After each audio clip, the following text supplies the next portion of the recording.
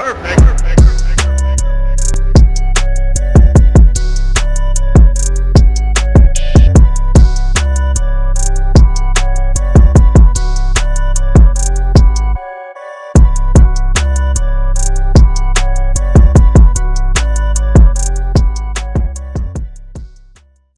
of the week.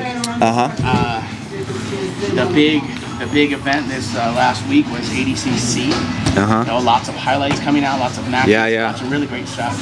I wanted to ask you, you know, after watching sort of a lot of the really good matches, what maybe 3 takeaways that you observed, you know, coming away from ADCC and all the really high level grappling that we saw? I think I didn't get to watch all of it. I only got to watch some matches in its entirety because I had to go back. I was watching Shamu on the weekend, you know, vacation thing. But one major thing too, especially for the guys who are on the level of competing a couple times a month, those type of guys, is wrestling. Especially in Nogi, wrestling is so vital, especially when it comes to I forgot how to structure it, but takedowns, points, all that stuff, it counts.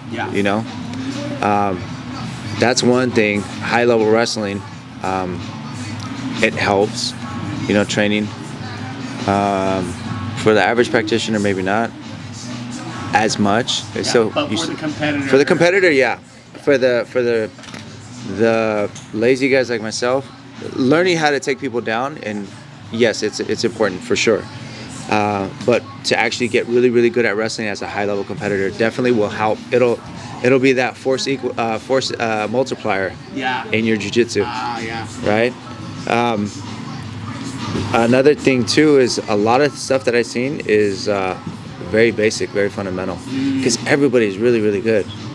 You know, especially at that level and at that pace. Even like Gordon does a really good job, I think, in my opinion. Even if you look at the Gordon Gaval, you know, super fundamental stuff. That's what I'm saying.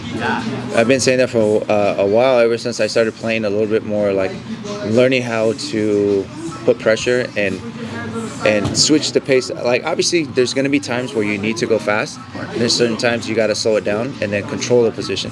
So learning how to control almost every position you can think about, mount, quarter guard, side control, whatever the case may be, whatever these positions are, is learning how to do very, very well at controlling. And that's what Gordon's like one of the best at right now. Almost like when Hodger back in the day used to get in your mount, it was like cross choke city, armbar city. Like he used to just smother people because they couldn't move them. And Gordon's kind of close guard too. It's close guard too. So I think a lot of fundamental stuff, a lot of wrestling. And then too, just have I think with the footlock game was another thing.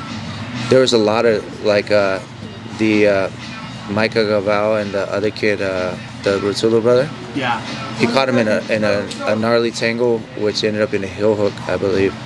But just understanding the trick, like understanding fundamentals of the footlock game.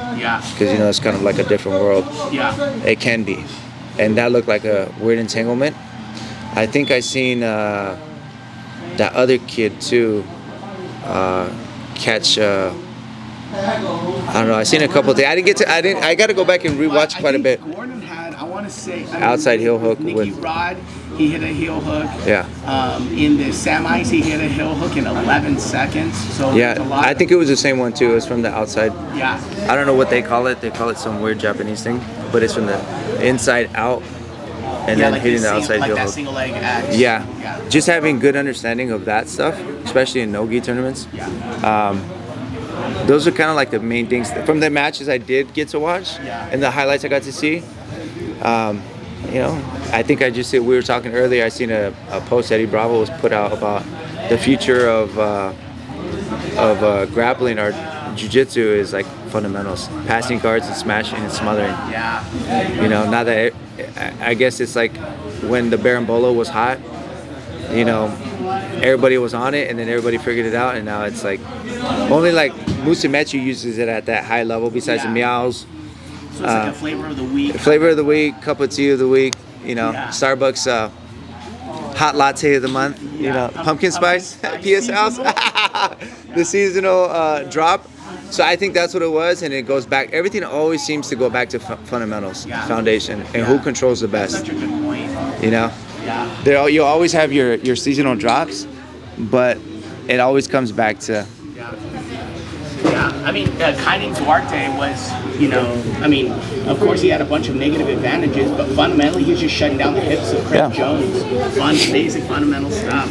Yeah, and same thing with when Gordon got on what's name's back. It was just up, fundamental, just smooth, like spectacular control. It's like, but that takes, you know, specific training of like letting people get there and like going through that suck zone where you're gonna suck for a while, but then you're gonna get that good, you know. So I think that's kind of what I seen and noticed. So to cap it up, wrestling, fundamentals, and leg locks. Yeah, understanding like your fundamental leg lock escapes from like heel hooks and stuff. Awesome. Thanks to Pal. Appreciate it. Yep.